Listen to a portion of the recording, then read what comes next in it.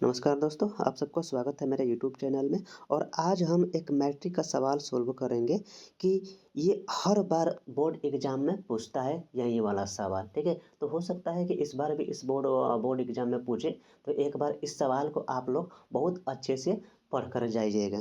ठीक है, तो देखते हैं कि हमारा सवाल क्या दिया हुआ है। ठीक है, तो हमारा सवाल दिया हुआ है कि कॉस ए बटा एक प्लस साइन ए प्लस एक प्लस साइन ए बटा कॉस ए बराबर टू सेक ए। यानी कि हमें प्रूव्ड क्या करना है, टू सेक ए प्रूव्ड करना है। और आप लोगों को पता होना चाहिए कि जो इस साइड वाला होता है उसको हम लोग बोलते हैं एल एच एस। ठीक है, और इधर वाले साइड को बोलते हैं आर एच एस। ठीक है, तो मैंने एल एच एस लिया है।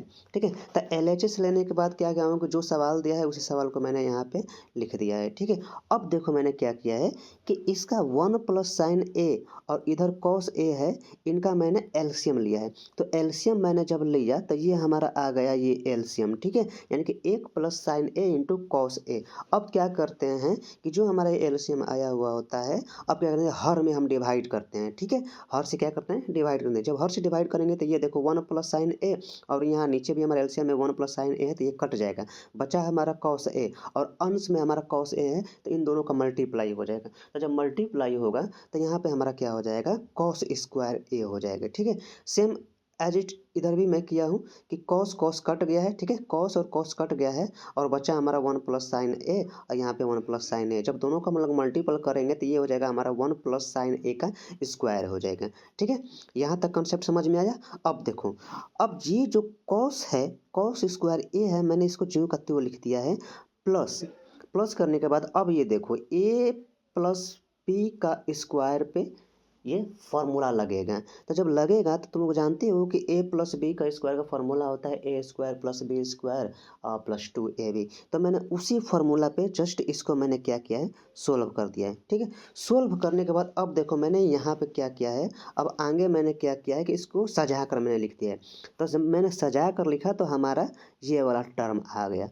ठीक है, यहाँ तक समझ में आ गया। अब देखो, अब आप लोग को पता होना चाहिए कि ये जो कॉस स्क्वायर ए प्लस साइन स्क्वायर ए दिया है, इसका मान क्या होता है, तो इसका मान एक होता है।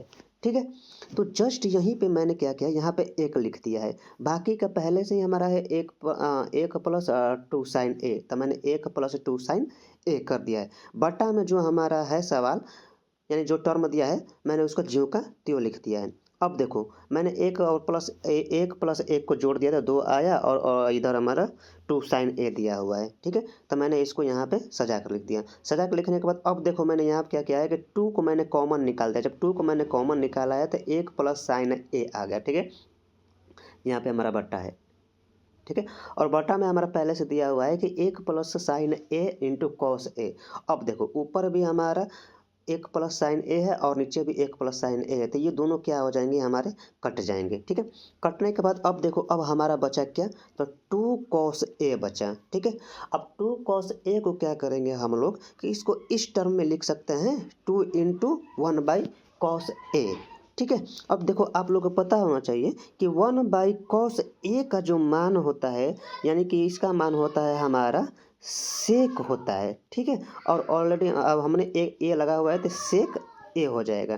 ठीक है, सेक ए, यानी कि वहीं पे हमारा ये टू इंटू और वन बाई कॉस का मान सेक ए मैंने कर दिया है। और हमें सोल्व प्रूव क्या करना है, यानी कि यहाँ पर देखो टू सेक ए प्रूव करना है, और हमारा टू सेक ए आ गया, तो ये हमारा क्या हो गया, हमारा प्रूव्ड हो गया। ठीक है, तब जाके लास्ट में क्या करेंगे, हम लोग लिखेंगे कि एल एच एस बराबर आर एच एस। ठीक है, तो इस सवाल को आप लोग देख लीजिए, ये बहुत महत्वपूर्ण सवाल है, क्योंकि अधिकतर बार इस बोर्ड एग्जाम में पूछा जाता है, ये 10th क्लास का बोर्ड एग्जाम में।